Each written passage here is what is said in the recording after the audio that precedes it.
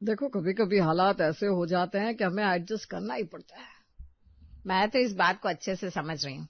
मैंने तो कई सालों तक राधिका के साथ एक ही रसोई में खाना भी बनाया है, लेकिन आपको तो पता ही है, हमारी खुद की 2 बहुएं एक रसोई में नहीं संभलती है। तो फिर अगर राधिका की तीनों बहुएं भी यहाँ खाना बनाएगी या काम करेंगी, तो यहाँ महायुद्ध होना तो पक्का ही है। सुषमा, तुम घर की बड़ी हो, तुम्हें पता है मेरे छोटे भाई के घर के हालात कैसे हो गए। मैं उसके परिवार को अकेला नहीं छोड़ सकता। कुछ वक्त तक एक रसोई में 5 बहुओं को एडजस्ट करना ही होगा। अब हर किसी के लिए अलग रसोई तो नहीं बनवा सकता मैं। जी मैं समझ रही हूँ, लेकिन ये बात यहीं खत्म हुई सुषमा जी।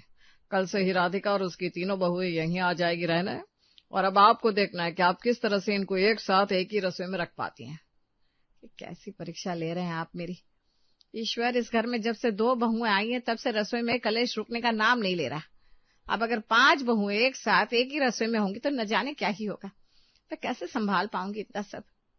जंगल में सिर्फ एक ही शेर राजा होता है, लेकिन एक जंगल में अगर 5-5 राजा आकर राज करने की सोचे तो सबसे पहले तो वो एक दूसरे को ही शिकार बनाते हैं। यही हालात कुछ सुषमा के परिवार के भी थे, जहां उसकी पहले से ही 2 बहुएं घर में रसोई को लेकर लड़ती रहती थी, और अब तो उसकी देवरानी की 3 बहुएं भी उसी रसोई में सारा काम करने वाली थी। अब न जाने इसका अंजाम क्या होने वाला था। भैया, हम तो आपका एहसान जिंदगी भर नहीं भूलेंगे। अगर आज आपने सहारा नहीं दिया होता तो पता नहीं हम कहाँ जाते, क्या करते। अरे राधिका, ये घर जितना मेरा है उतना ही तुम्हारा भी है। बस एक बात का ध्यान रखना, घर में शांति बनी रहनी चाहिए। घर में कलेश का कारण बनना ही नहीं चाहिए कोई भी।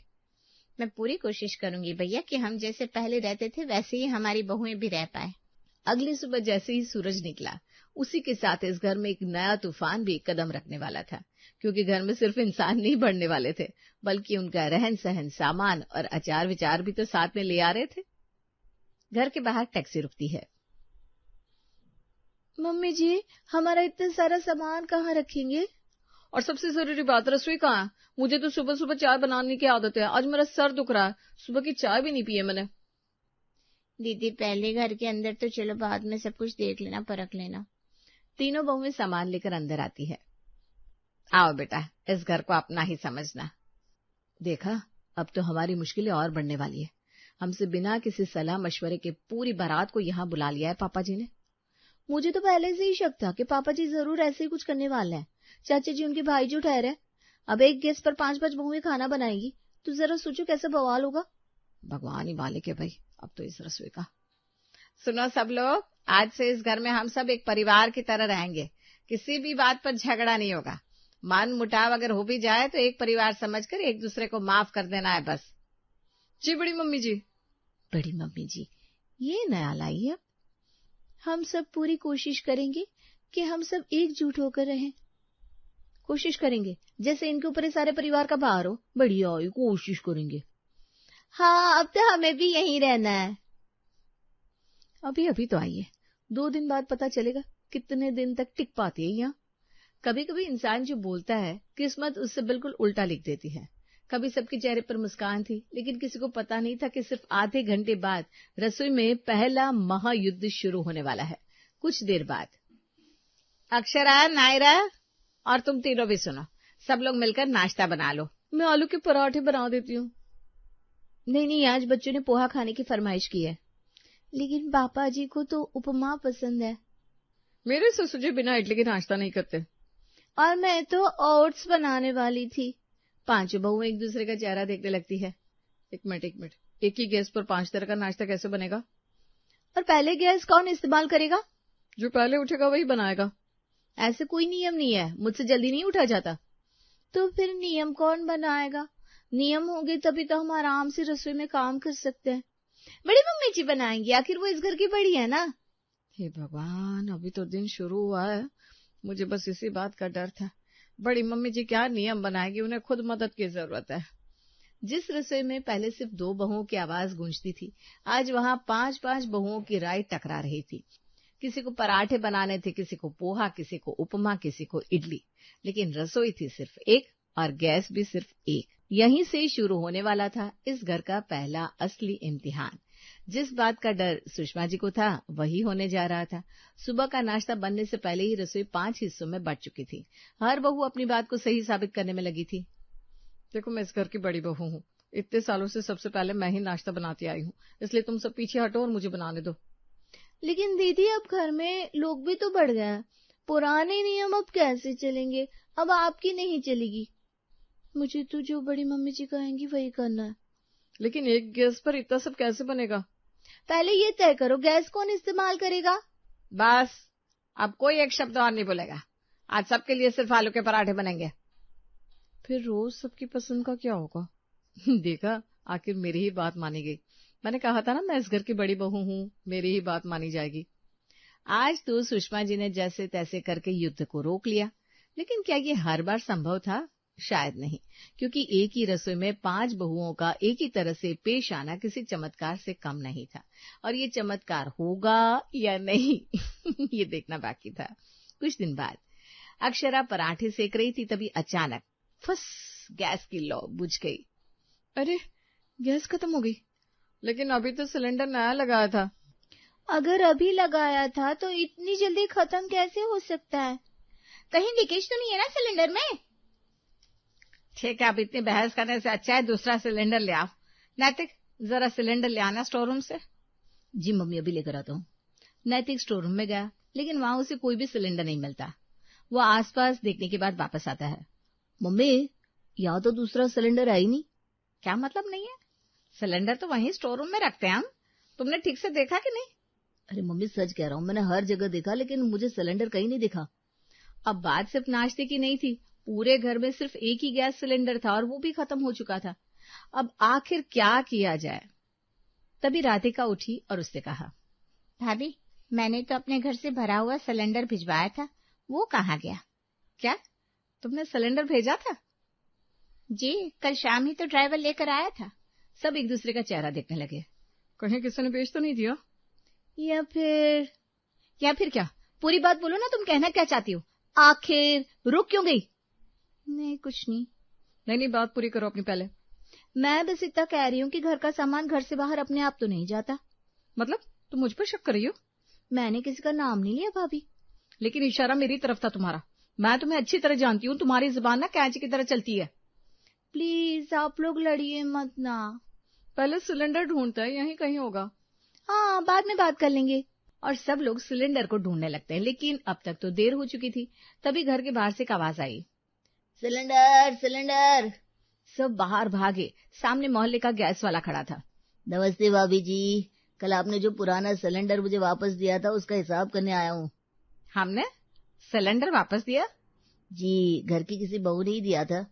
ये सुनते ही 5 बहुएं एक दूसरे को देखने लगी। किसी के चेहरे का रंग उड़ चुका था तो किसी की आंखों में हैरानी थी। लेकिन सच कौन छुपा रहा था? क्या 5 बहुओं में से किसी ने चोरी छिपे सिलेंडर वापस कर दिया था, या फिर कोई इस घर में जानबूझकर 5 बहुओं के बीच लड़ाई करवाना चाहता था? कभी कभी असली दुश्मन वो नहीं होता जो सामने दिखाई देता है, बल्कि वो होता है जो पर्दे के पीछे रहकर रिश्तों में आग लगाता है। अब सवाल सिर्फ सिलेंडर का नहीं था, सवाल भरोसे का था। और यही भरोसा अगले ही पल इस परिवार की सबसे बड़ी परीक्षा बनने वाला था। देखो, मैंने पहले ही कहा था, सिलेंडर अपने आप बाहर नहीं जा सकता। मुझे तो लगता है जो ज्यादा बोल रहा है ना, उसी ने ये काम किया है। अब मेरे बारे में कुछ भी मत बोली भाभी। क्यों? बोलने का हक सिर्फ तुम्हें है क्या? और कोई तुम पर शक नहीं कर सकता? हमें पहले सच की तह तक जाना चाहिए। बस, अब इस घर में कोई एक शब्द भी नहीं बोलेगा।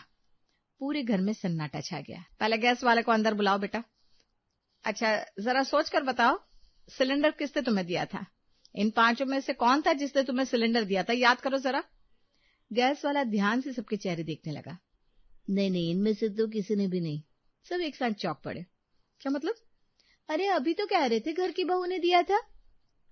भाई, मुझसे गलती हो गई थी। एक जैसा गेट देखकर ना मैं सामने वाले शर्मा जी के घर चला गया था। उनका खाली सिलेंडर लेकर आया था, मुझे लगा यही घर है। ये देखो, इसकी गलती के चक्कर में हम यहाँ तीसरा युद्ध खेलने वाले थे। गैस वाले की बात सुनकर पूरा घर एकदम शांत हो गया। 5 बहुओं ने राहत की सांस ली, लेकिन सुषमा जी के चेहरे पर मुस्कान नहीं थी। उन्हें समझ में आया कि इस घर में भरोसे के नाम पर सिर्फ एक दूसरे पर शक किया जाता है। देखा, एक आदमी की छोटी सी गलती ने पूरे घर का भरोसा हिला दिया। मम्मी जी मुझसे गलती हो गई। नहीं दीदी, गलती मेरी भी थी, मैंने बिना सोचे आप पर शक किया। हम भी कुछ नहीं बोले, हमें बात को ठंडा करने की कोशिश करनी चाहिए थी। हम डरते रहे कि कहीं कोई हम पर शक ना कर दे। तभी सुषमा जी जोर से बोली, नहीं, अभी कहानी खत्म नहीं हुई है। सबने हैरानी से उनकी तरफ देखा। किसी को समझ में नहीं आ रहा था कि सुषमा जी किस कहानी की बात कर रही है, लेकिन इतना तय था कि ये बात कहीं न कहीं सिलेंडर के खो जाने से जुड़ी हुई है। तुम सबको सच जानना है ना कि सिलेंडर आखिर गया कहाँ? बड़ी मम्मी जी, क्या आपको सिलेंडर के बारे में पता है? सच ये है कि गैस वाला आज मैंने ही बुलाया था। क्या मम्मी जी, मतलब? हाँ, सिलेंडर कहीं गया ही नहीं था। नैतिक, स्टोर रूम से वो दूसरा सिलेंडर बाहर लेकर आओ। नैतिक अंदर गया और कुछ सेकंड बाद वही भरा हुआ सिलेंडर उठाकर बाहर ले आया। अब तो पांचों बहुएं बिल्कुल स्तब्ध थी। लेकिन ये सब क्यों? आपने ऐसा क्यों किया बड़ी मम्मी जी? क्योंकि मुझे इस घर की चिंता थी। मैं चाहती थी कि तुम मुसीबत के समय में एक दूसरे की सहायता करो, रास्ता ढूंढो। क्योंकि जब से तुम पांचों इस रसोई में आई हो, मैं हर पल डर रही थी कि कहीं ये घर भी बाकी घरों की तरह टूट न जाए। मैं देखना चाहती थी कि मुसीबत आने पर कौन एक दूसरे का साथ देता है। लेकिन मैंने जैसा सोचा था ऐसा कुछ नहीं हुआ। अफसोस, तुम लोगों ने तो बिना सच जाने बस एक दूसरे पर शक कर दिया। किसी ने भी एक दूसरे का साथ देना सही नहीं समझा। मानो तुम पांचों अलग अलग हो, लेकिन घर की जरूरत के वक्त भी तुम पांचों ने एक दूसरे का साथ नहीं दिया। शायद मैं ही कुछ ज्यादा उम्मीद लगाए बैठी थी तुम पांचों से कि तुम भी राधिका और मेरी तरह इस घर को संभाल लोगी। सबकी आंखें झुक गई। तुम्हें पता है, आज किसी ने सिलेंडर नहीं खोया, लेकिन तुम सबने भरोसा खो दिया। ये बात मेरे लिए सबसे बड़ा दुखदाई है। कुछ पल तक कोई नहीं बोला। फिर सबसे पहले अक्षरा आगे बढ़ी। उसने नायरा का हाथ पकड़ लिया और उसकी आंखों में वो दुख साफ दिख रहा था। मुझे माफ कर दो नायरा। मैं हमेशा ये सोचती रही कि मैं बड़ी बहू हूँ, इसलिए हर फैसला मेरा होना चाहिए। नहीं दीदी, मैं भी हर बात में खुद को सही साबित करना चाहती थी, इसलिए हर बात में आपसे आगे बढ़ने की होड़ लगाए बैठी रहती थी। और हम तीनों को तो आपसे और भी माफी मांगनी चाहिए, क्योंकि आपने हमें इस घर में जगह दी, अपनी रसोई का हिस्सा बनाया, लेकिन हमने तो उसका भी मान नहीं रखा। हाँ, हम चाहते तो इस रसोई को अच्छे से आराम से चला सकते थे, गलतफहमी और झगड़े को दूर कर सकते थे, लेकिन हमने तो बस चुप रहना ही सही समझा। क्योंकि हम बस अपना बचाव कर रहे थे। लेकिन अब से इस घर में कोई बड़ी बहू नहीं होगी, कोई छोटी बहू नहीं होगी। पांचों उंगलियों की तरह रहेंगी, अलग अलग जरूर, लेकिन काम हमेशा एक साथ करेंगी।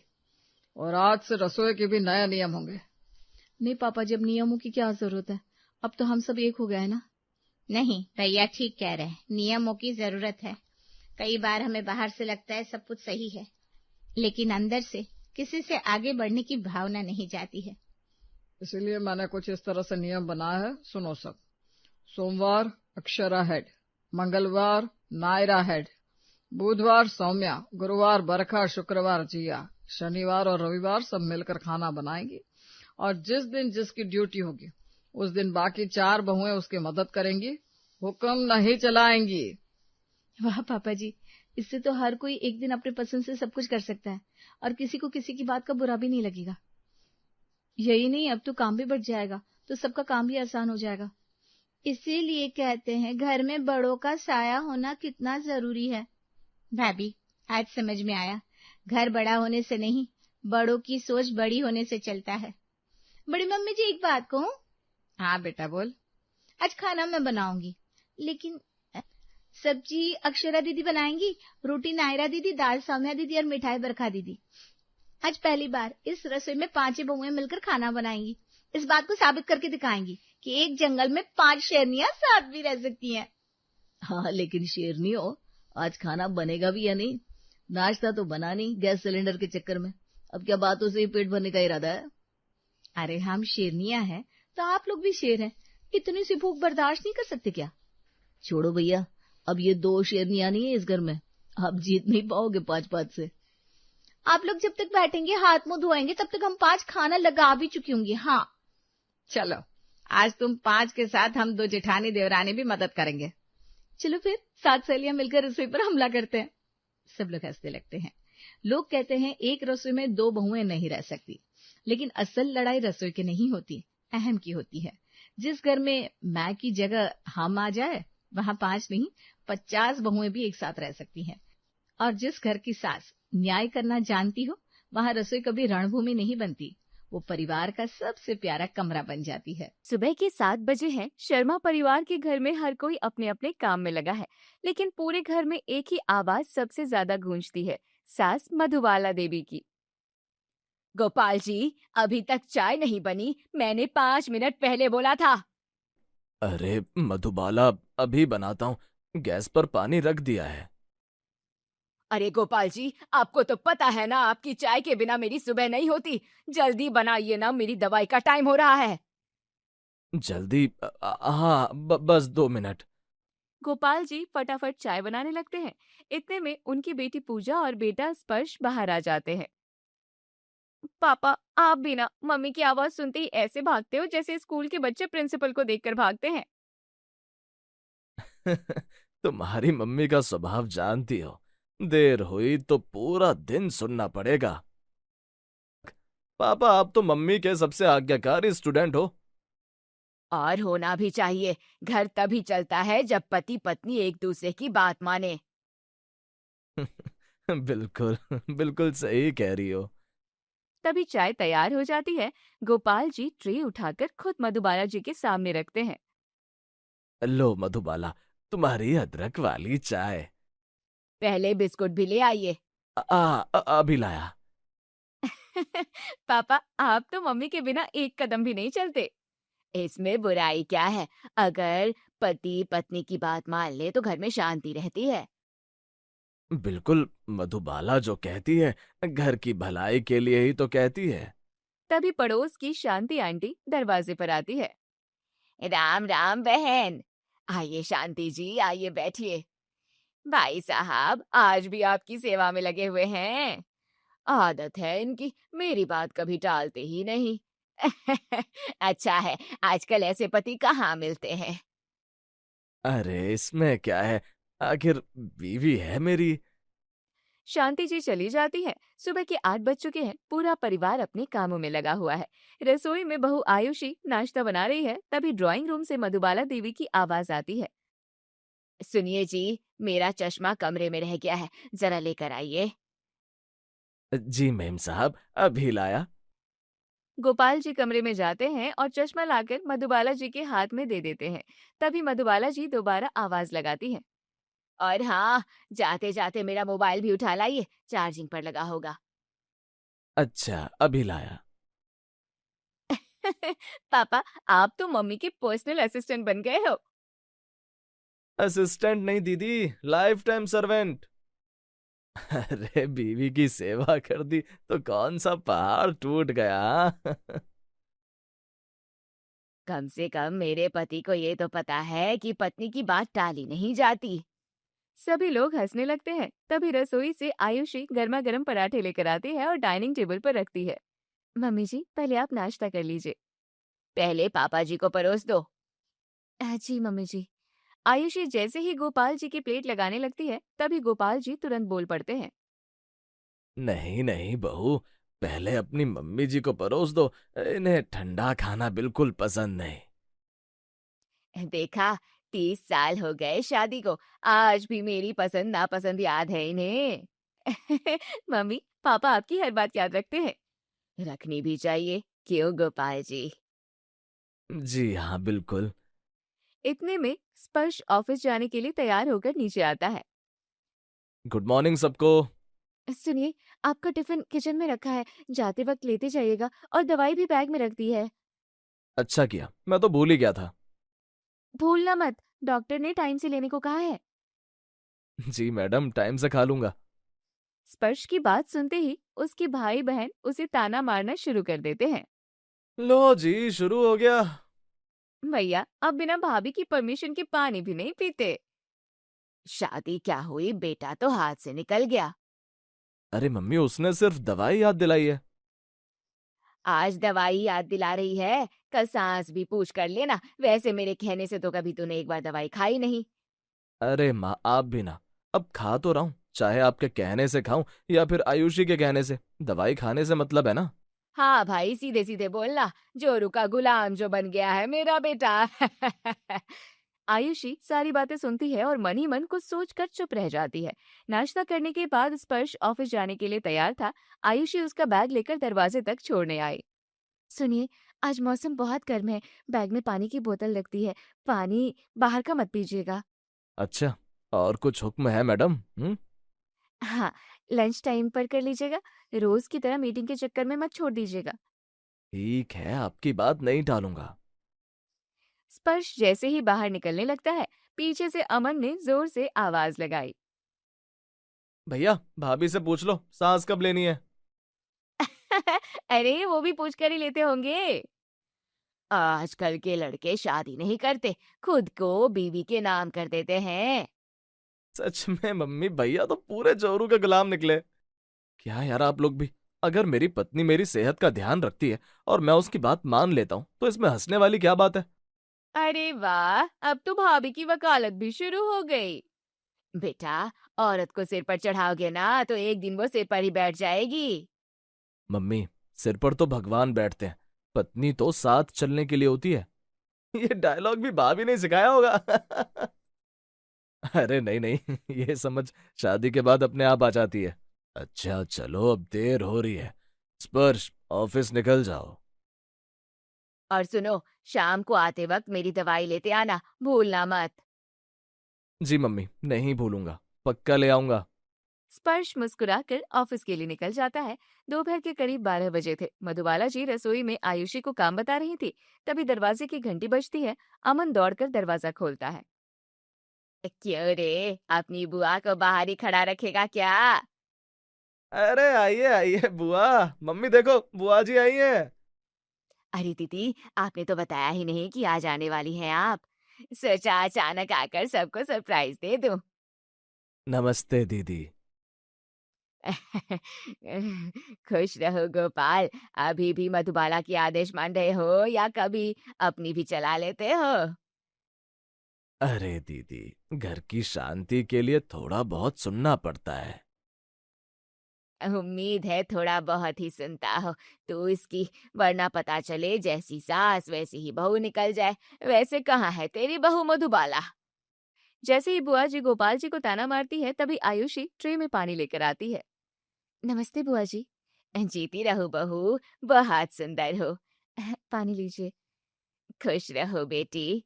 सरोज बुआ पानी पीते हुए पूरे घर को गौर से देख रही थी। कैसी लगी हमारी बहू? पहली नजर में तो बहुत संस्कारी लग रही है भी, बस एक ही कमी है। कैसी कमी? बुआ, भाभी ने भैया को अपने बस में कर लिया है। भैया भाभी के बिना कुछ नहीं करते। पूरा जोरू का गुलाम बना दिया है मेरे बेटे को। अच्छा, ऐसा है क्या? पूछे मत दीदी, उठना बैठना खाना पीना हर बात में बहू की सुनता है। आजकल तो भैया जी आयुषी, ठीक है आयुषी, बस यही बोलते रहते हैं। सभी लोग हंसने लगते हैं। तभी मधुबाला जी ने गोपाल जी की तरफ देखकर उनसे कहा, सुनिए जी, ऊपर वाले कमरे में मेरा बैग रखा है, जरा लेकर आइए और जरा दीदी का बैग भी ऊपर रख दीजिएगा। अच्छा अच्छा, अभी लाया। लाओ दीदी, तुम्हारा बैग भी रख देता हूँ। मधुबाला जी की एक आवाज में गोपाल जी रोबोट की तरह शुरू हो जाते हैं। सरोज बुआ उन्हें नोटिस कर रही थी कि तभी मधुबाला जी दोबारा आवाज लगा देती हैं। और सुनिए, आते समय मेरा चश्मा भी लेते आइएगा। अच्छा, ले आता हूँ। सरोज जी बड़े गौर से अपने भाई को बीवी की गुलामी करते हुए देख रही थी। तभी आयुषी उन्हें आवाज देती है, बुआ जी, आप हाथ मुंह धो लीजिए, मैं आपके लिए चाय बना देती हूँ। ठीक है बेटी। गाड़ी में शाम के करीब 6:30 बज रहे थे। स्पर्श ऑफिस से वापस लौटा। जैसे ही उसने घर में कदम रखा, आयुषी रसोई से पानी का ग्लास लेकर बाहर आई। आ गए आप? बहुत थक गए होंगे, पहले पानी पी लीजिए। धन्यवाद, सच में आज बहुत थक गया। और जो दवाई मम्मी जी ने मंगवाई थी वो ले आए? हाँ, ये रही। अच्छा किया, मुझे लगा फिर भूल जाएगा। चल जल्दी से अपना बैग रख दे और हाथ मुंह धोकर फ्रेश हो जा। हाँ मम्मी, बस अभी रखाऊंगा, जरा पहले बुआ जी से बात तो कर लूं। लाइए बैग मुझे दे दीजिए, मैं अंदर रख देती हूँ। अच्छा रख दो। देखा, मम्मी ने बोला तो भैया ने बैग नहीं रखा, और भाभी ने बोला तो भैया ने तुरंत बैग रख दिया। भैया की तो खुद की कोई मर्जी ही नहीं बची। बेटा हो तो ऐसा, बीवी का हर हुक्म सिर आंखों पर। अरे इसमें हंसने वाली क्या बात है? उसने मदद की है, कोई हुक्म नहीं दिया। भैया आपको पता भी नहीं चलता होगा कि कब हुक्म मान लेते हो। अगर घर के काम में एक दूसरे की मदद करना गुलामी है, तो फिर ये गुलामी मुझे मंजूर है भाई। बड़ी बड़ी बातें मत करो, अपनी बीवी की इतनी गुलामी भी ठीक नहीं है। अच्छा गोपाल जी जरा सुनिए। हाँ मधुबाला, कहो क्या हुआ? अरे बारिश के बाद ठंड हो गई है, मंदिर वाले कमरे में मेरी शॉल रखी है, जरा लेकर आइए। अभी लाया। सरोज बुआ सब देख रही थी। कुछ सेकंड बाद गोपाल जी शॉल लेकर आ जाते हैं। लो मधुबाला, ये रही तुम्हारी शॉल। मेज पर रख दीजिए। अभी कुछ देर पहले स्पर्श ने अपनी पत्नी का बैग उसे दे दिया था तो पूरा घर हंस रहा था, लेकिन गोपाल 5 मिनट में तीसरी बार मधुबाला का काम करके गया है और किसी ने एक शब्द तक नहीं कहा। बात कुछ और ही है इस घर में। घर में लोगों का व्यवहार सरोज जी को खटकने लगा था। अगले दिन सुबह स्पर्श तैयार होकर ऑफिस जाने वाला था, लेकिन आज स्पर्श की तबीयत कुछ गरम गरम थी। सुनिए, आपका चेहरा बहुत उतरा हुआ लग रहा है, तबीयत तो ठीक है ना? बस रात को नींद कम हुई थी, ठीक हूँ। ठीक नहीं है आप? आज ऑफिस मत जाइए। इतना भी बीमार नहीं हूँ। एक दिन की छुट्टी लेने से दुनिया नहीं रुक जाएगी। और अगर बॉस ने डांट दिया तो? बॉस की डांट मैं सुन लूंगी, लेकिन आपकी तबीयत खराब हुई तो देख नहीं पाऊंगी। दोनों की बातें मधुबाला जी ने सुन ली थी। वो वहीं आकर खड़ी हो गई। वाह बहू, अब नौकरी पर भी तुम्हारा हुक्म चलेगा? नहीं मम्मी जी, बस इनकी तबीयत। हमें भी दिखाई दे रहा है, हल्का सा सिर दर्द है, कोई पहाड़ नहीं टूट पड़ा। मम्मी, आयुषी सिर्फ मेरी चिंता कर रही है। चिंता कम, कंट्रोल ज्यादा लग रहा है। भैया आज ऑफिस जाएंगे भी या पहले भाभी से परमिशन लेंगे? हाँ।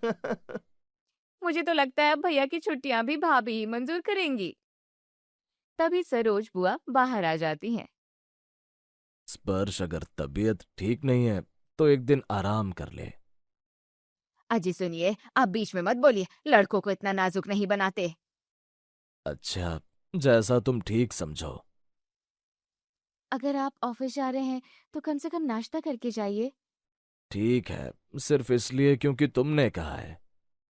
देखा दीदी, एक हमारी सुनता नहीं और बीवी का कहा पत्थर की लकीर। अब बेटा बाप पर ही जाएगा ना। चल स्पर्श, नाश्ता कर ले बेटा और ऑफिस चला जा। स्पर्श नाश्ता करके ऑफिस चला जाता है। उसी दिन शाम में मधुबाला जी और सरोज बुआ ड्राइंग रूम में बैठकर बातें कर रही थी। तभी अरे मधुबाला सुन, एक बात पूछे तुझसे। हाँ दीदी पूछिए ना। गोपाल तेरी हर बात मान लेता है। हाँ तो कुछ नहीं। सरोज बुआ ने अपनी बात वहीं रोक दी। तभी आयुषी रसोई से ट्रे लेकर बाहर आई। मम्मी जी, आपकी बिना चीनी वाली चाय यहाँ रख दो। बुआ जी, आपके लिए अदरक वाली। खुश रहो बेटी। तभी स्पर्श ऑफिस से आता है उसे देखकर। सुनिए, पहले हाथ मुंह धो लीजिए, तब तक मैं चाय गर्म कर देती हूँ। ठीक है। देखा, भैया का पूरा टाइम टेबल भाभी चलाती है। भाभी कह दें तो भैया अभी कपड़े भी बदल लेंगे। हाँ बदल लूंगा, क्योंकि शर्ट का बटन वैसे भी टूटा हुआ है। बेटा कभी अपनी अकल से भी काम कर लिया कर। अक्ल से ही तो कर रहा हूँ मम्मी। नहीं, तू सिर्फ अपनी बीवी की सुन रहा है। खैर, तुझे कुछ कहने का कोई फायदा नहीं है, तू तो पूरा जोरू का गुलाम है। गोपाल जी सुनिए जरा, रसोई से मेरा चश्मा उठा लाइए। अच्छा, अभी लाया। गोपाल जी बिना कुछ बोले उठकर चले जाते हैं। सरोज बुआ इस बार मुस्कुराने लगती है। क्या हुआ बुआ, आप मुस्कुरा क्यों रही हैं? कुछ नहीं, बस एक बात समझने की कोशिश कर रही हूँ। कौन सी बात? अभी बताऊंगी। इतने में गोपाल जी चश्मा लेकर वापस आते हैं।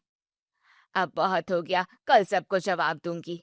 अगले दिन सुबह नाश्ते की मेज पर सभी लोग बैठे थे। तभी मम्मी आज एक जरूरी मीटिंग है, मैं निकलता हूँ। ठीक है बेटा।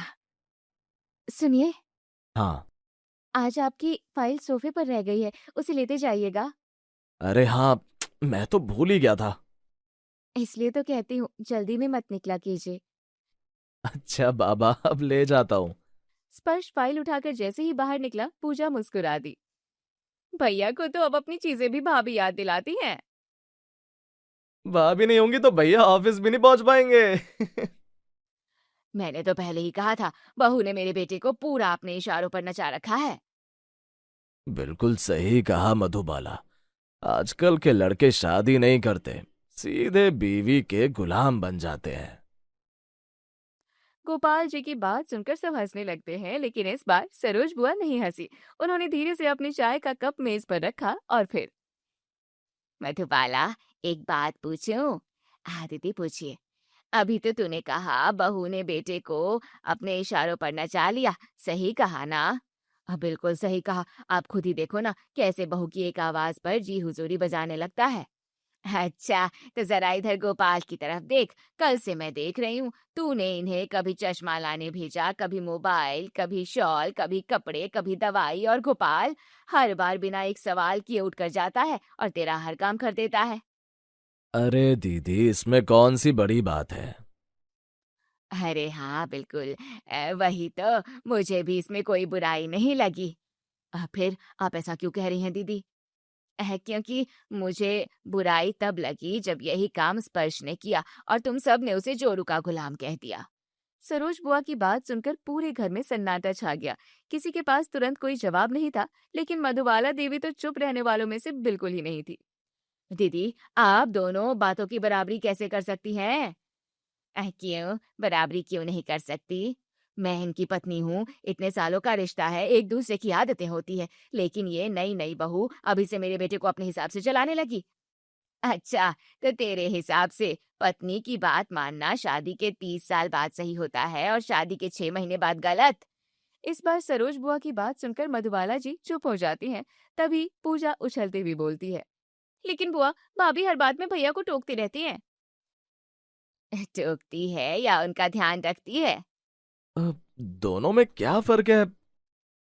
बहुत बड़ा फर्क है बेटा। अगर वो कहती है दवाई ले लेना, समय पर खाना खा लेना, धूप ज्यादा है, कार से चले जाना, तो ये हुक्म नहीं, फिक्र होती है। बुआ जी की बात सुनकर आयुषी की आंखें भर आई। पहली बार किसी ने उसकी नीयत को समझा था। और मधुबाला, एक बात का जवाब दे। अब क्या? आज तक गोपाल ने तेरी कौन सी बात टाली? कभी नहीं। कभी तूने इन्हें मधुबाला का गुलाम सुना? किसी ने कहा अरे गोपाल तो बीवी के पल्लू से बंधा रहता है? नहीं कहा, क्योंकि वो पति है। लेकिन जैसे स्पर्श अपनी पत्नी की बात मानता है, उसे तुम लोग जोरू का गुलाम बना देते हो। बुआ, हमने उस नजर से कभी सोचा ही नहीं। क्योंकि सोचने की जरूरत ही नहीं समझी। सरोज बुआ अपनी कुर्सी से उठी। उन्होंने पहले गोपाल जी की तरफ देखा, फिर स्पर्श की तरफ और आखिर में आयुषी की तरफ। आज मुझे समझ आया, बहू किसी और पर नहीं गई, बहू तो पूरी अपनी सास पर गई है। सब हैरानी से उनकी तरफ देखने लगे। हाँ, बिल्कुल। लोग कहते हैं कि बेटा आप पर गया है, लेकिन यहाँ तो बहू अपनी सास पर गई है। फर्क सिर्फ इतना है मधुबाला, तू अपने पति से अपनी बात मनवाती है और तेरी बहू अपने पति से। तू बोले तो लोग कहते हैं वाह कितना मानता है अपनी पत्नी को, और बहू बोले तो वही लोग कहते हैं जोरू का गुलाम। गलती बहू की नहीं है मधुबाला, गलती उस सोच की है जो सास के लिए एक नियम बनाती है और बहू के लिए दूसरा। मधुबाला देवी पहली बार चुपचाप किसी की बातें सुनकर शर्मिंदा थी। गोपाल जी पहली बार मुस्कुरा रहे थे। तभी, मधुबाला, शायद दीदी बिल्कुल सही कह रही हैं।